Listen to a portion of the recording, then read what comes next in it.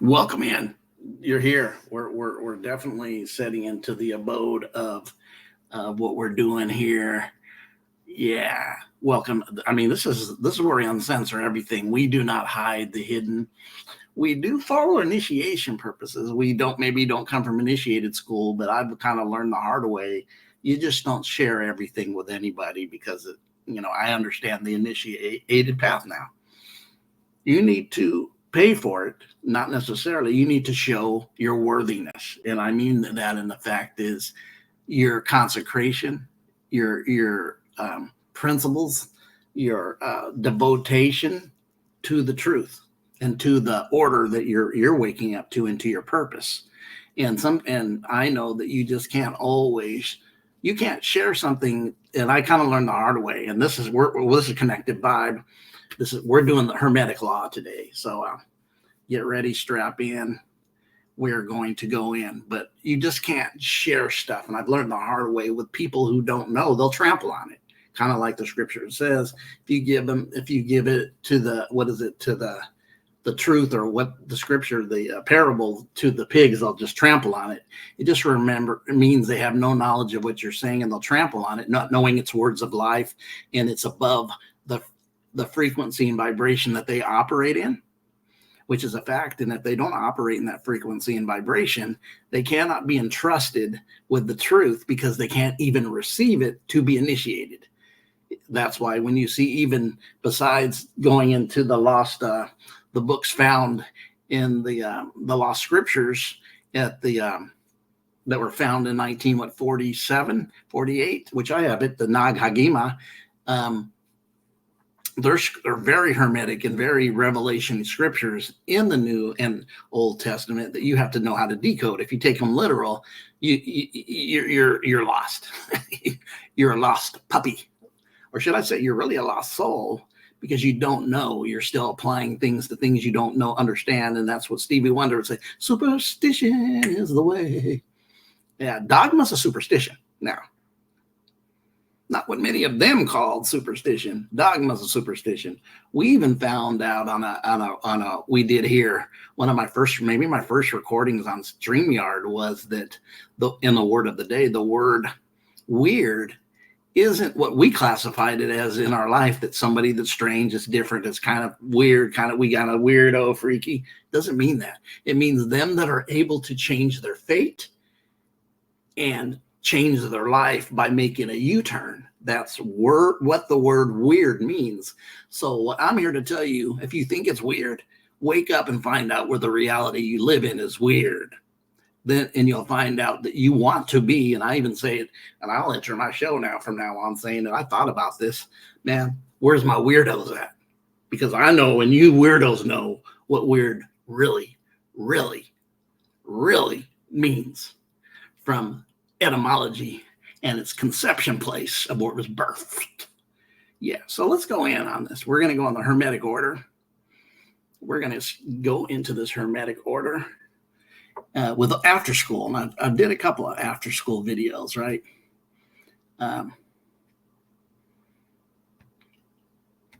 When you go into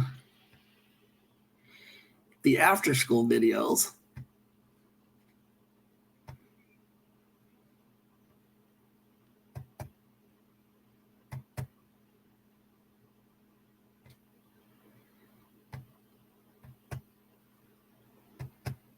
oh, I'm sitting up there trying to push it and wondering why it's not working. It's because I didn't do the right thing.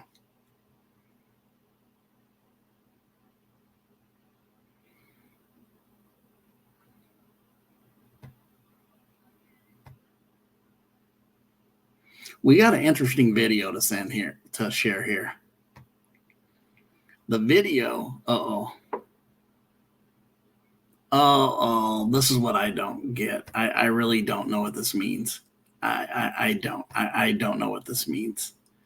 I've seen this before, and I didn't have a problem doing that, recording this earlier. I don't know what it means. I don't know how to maneuver through that. I don't know what it means. So let me go back to present. Maybe I'm doing something wrong.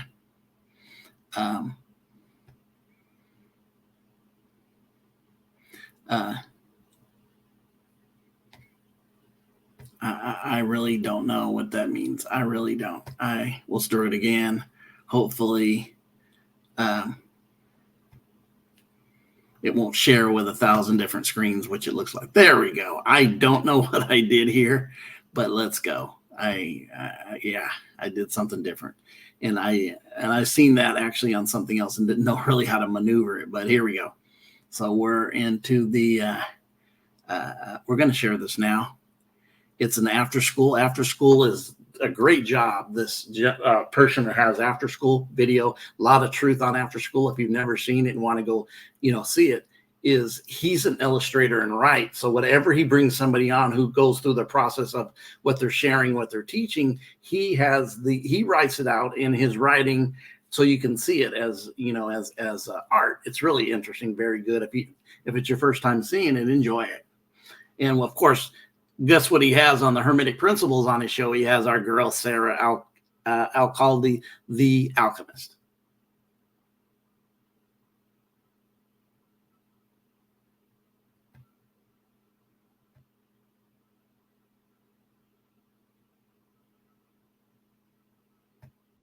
As the mystical figure that they are attributed to, Hermes Trismegistus. There is vivid dispute at Hermetic Principles. Okay, here we go. The 7 Hermetic Principles are laws that govern this reality. These governing principles are most well known in modern times through the book The Kabbalion. However, their origins are as obscure and ancient as the mystical figure that they are attributed to, Hermes Trismegistus. There is vivid dispute as to the true identity of Hermes Trismegistus. Contemporary academia believes this character to be entirely fictitious, a compilation of Hellenistic viewpoints that was compiled by what you would call an ancient think tank, while modern mystics and the more spiritually inclined alike know him to be dated way further back than the Hellenistic period, for he is the transmitter and teacher of ancient knowledge to the prophet Moses, if not Moses himself. For he has been affirmed by early Kabbalists as Moses. Suffice it to say that these principles, although best preserved and transmitted through the vehicle of Hermeticism, are of such a universal and timeless origin that they truly belong to time immemorial, for they are indeed timeless and ancient wisdom that belongs to no one school of thought. The principles are 7. First, we have the law of mentalism, then the law of correspondence, then the law of vibration, then the law of polarity. After that, we have the law of rhythm, cause and effect, and gender. The principle of mentalism, the all is mind, the universe is mental. This principle embodies the truth that all is mind. It explains that the all, which is the substantial reality underlying all outward manifestations and appearances, which we call the material universe, is in short spirit. And spirit, although undefinable, is likened unto the infinite living mind. For mind and spirit are truly one and the same, interchangeable terms to the Hermetic. Being aware of this first universal principle of mentalism can directly improve our lives by understanding that before anything gets drawn into the manifested physical outward world, it is first harnessed through the creative intelligence of the energy that we know as mind. So applying our mental faculties to our creations is how we first draw them in to the physical world. The principle of correspondence, as above, so below.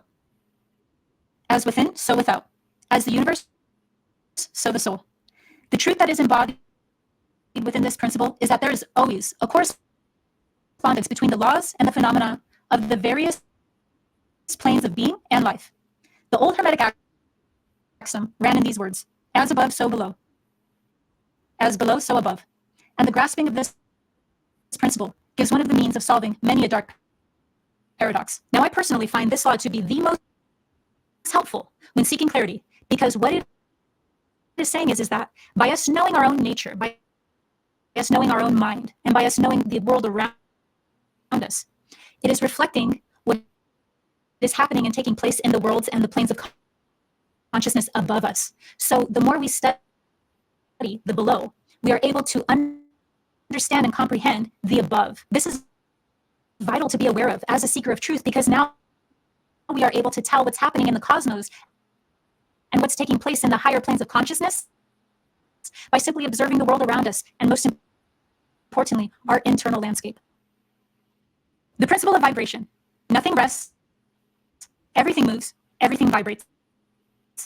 This principle embodies the truth that everything is in motion, everything vibrates, and nothing is ever truly at rest.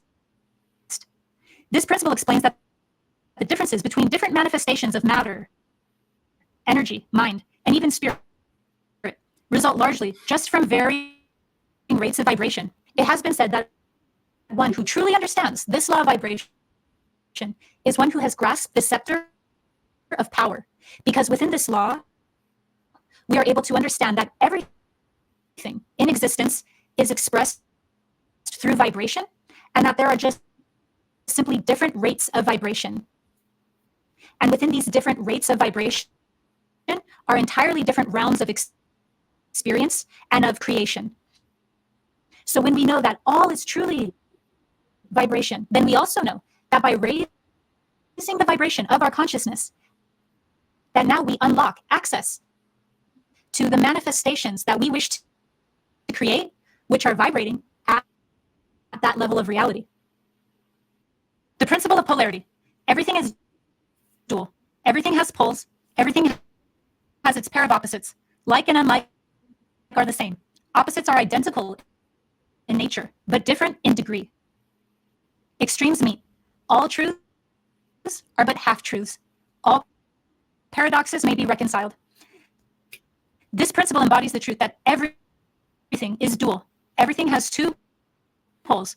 Everything has its pair of opposites, all of which were old Hermetic axioms. Everything is and is not at the same time. All truths are but half-truths. Every truth is half false. There are two sides of everything.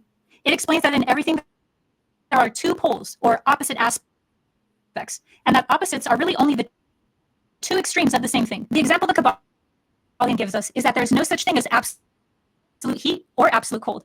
The two terms heat and cold simply indicate varying degrees of the same thing, and that same thing, which manifests as heat and cold, is merely a form, a rate of vibration. So heat and cold are simply the two poles of that which we call heat. The same principle manifests in the case of light and darkness, which are the same thing. The difference consisting of varying degrees between these two poles of the same phenomena. So what you really have is the absence of light or the presence of light. And when there is an absence of light, that is what we call darkness, although they are just two poles of that one thing, that one phenomena. This law of polarity can best improve our lives by giving us the clarity to view the world around us. How many times have we seen opposing forces act identical in nature? How many times have we loved so much that it turned into its polar opposite, hate? And how many times have we cared so much that it traveled all the way over to its polar opposite, numbness? These are all different examples of the law of polarity and how one energy gets split into polar opposites along a spectrum. The principle of rhythm. Everything flows out and in. Everything has its tides. All things rise and fall. The pendulum swing manifests in everything. The measure of the swing to the right is the measure of the swing to the left. Rhythm compensates. This principle embodies the truth that in everything there is manifested a measured motion to and from, a flow and inflow, a swing backward and forward, a pendulum-like movement. This law is so important because when we are interpreting what we see inside this age, if we don't have knowledge of the law of rhythm, we won't understand that this is actually a redemption arc.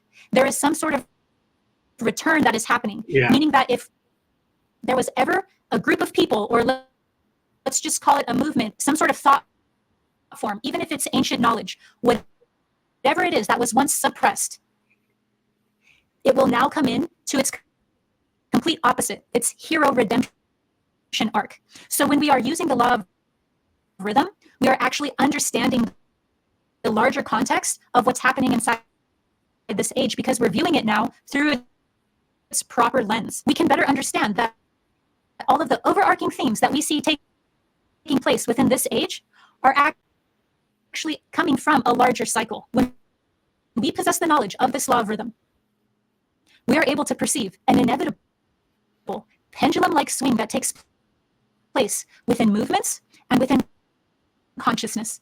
And however strong of a degree that was pushed to one side of the pendulum will be the exact intensity that that pendulum swing carries out to its opposite. Knowing this is how the alchemists extract themselves from this momentum of karma. And then we consciously position ourselves wherever we want to in this pendulum swing. And by consciously choosing our position there, then we neutralize ourselves there.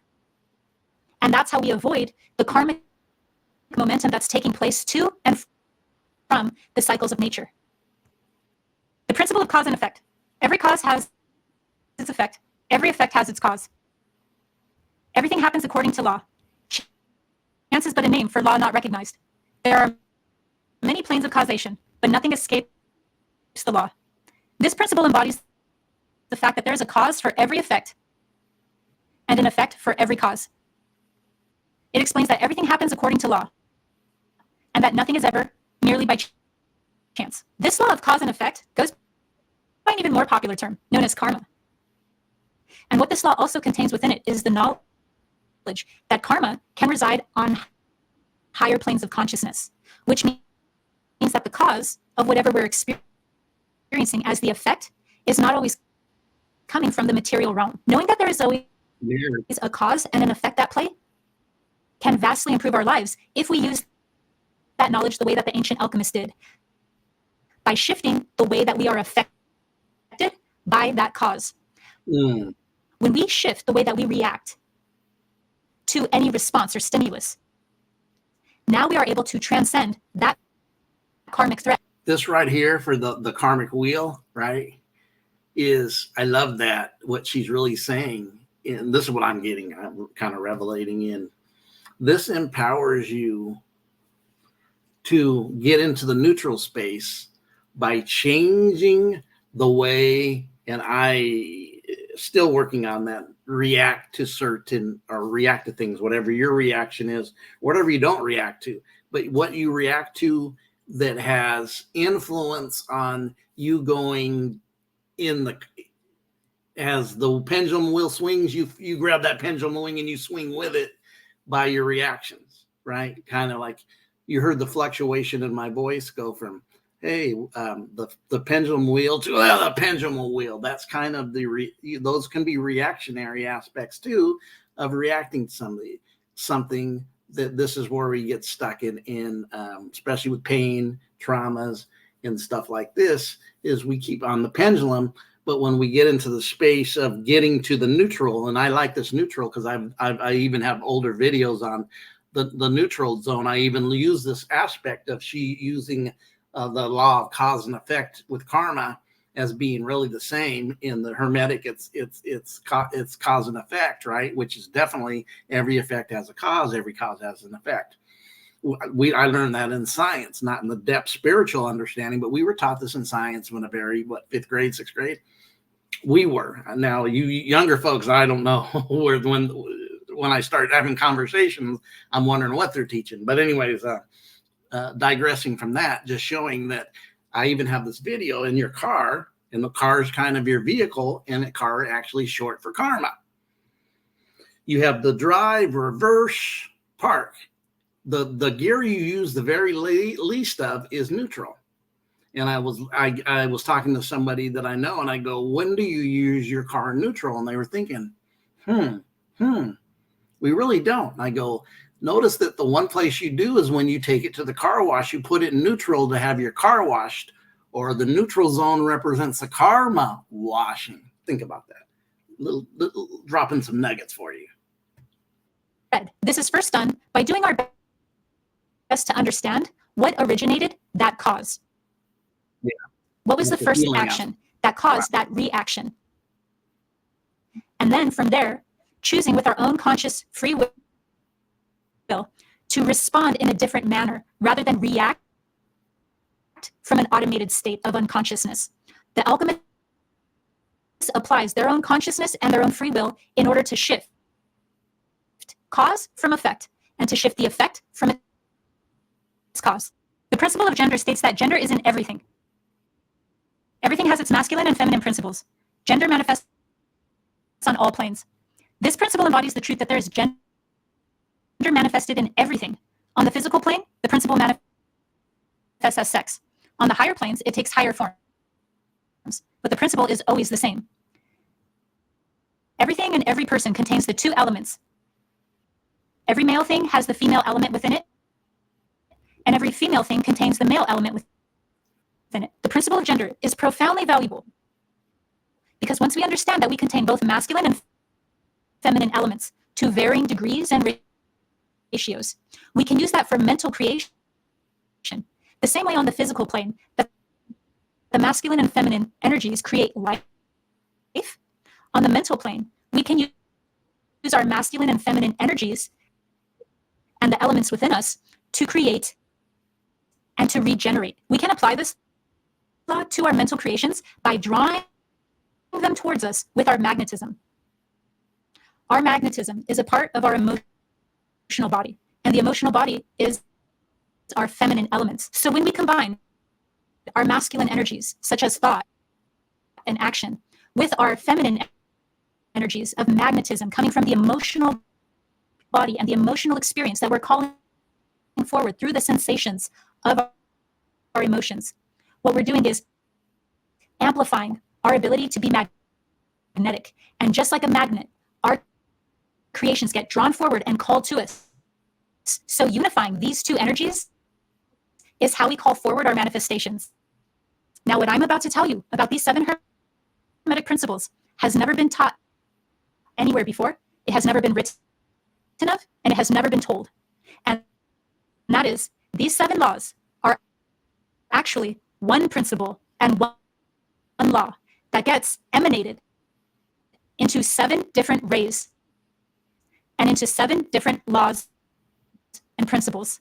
So they're actually all the same law. And the reason we see them as 7 is because there are 7 different expressions and ways that they are conveyed. You will most likely have to meditate upon what I have just said in order to deeply and truly understand it. I recommend that you recognize these laws for yourself. Don't take my word for it. Go out into your lives and notice how these 7 principles play out and interact with one another in everything, small or large, within or without.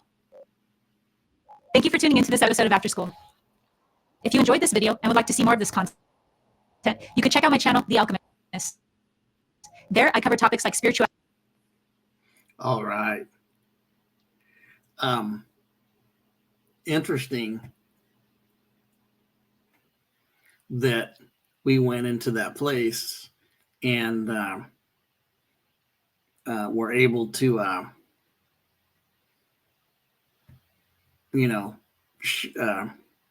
share because the screen didn't go off when I stopped sharing. I don't know if it did. I'm back here. I hope it did. Let me see if I'm going to go back into present and hopefully just to check real quick.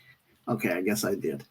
It's just a little different from what I was using before, but yeah, powerful. I wanted to get into Hermeticism because I'm going to teach. When you find out about the different disciplines that the ancients taught and where they go from, you find out it was very organized. And a lot of times us not going through these secret societies or different mystery schools maybe not being available to us, we didn't get some of the things that some others did in the past. And those who are fortunate enough to find those kind of people in their lives now are this awesome. I've always said that we're going through this ourselves. I think this is important to put this into almost like it curriculums it for you, because I see a lot of times for us, we get a lot of revelations and we go and we run and we're getting ancient knowledge for sure, but it's not structured. And I have to admit that if you'd have told me to say, I would not have said this a number of years ago. I would not have made the statement because I really understood that I received everything by revelation, and I really valued that. But I also know it's powerful, and it was my purpose in this walk and this time. But I also know that sometimes we say things that don't add up. Not that it's not truth, it's just not an order to it.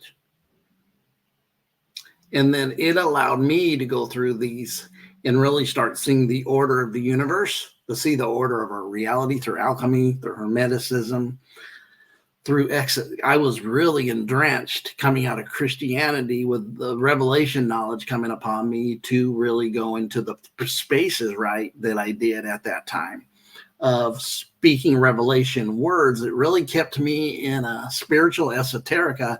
And, I didn't just start it. This was in the early 90s up until, 12, 13 years ago when I really broke out from even that into more, but and it wasn't just all esoterica. Even though I was open to it, I wasn't diving, and then that's when I started diving into other stuff, especially Eastern stuff, and finding out.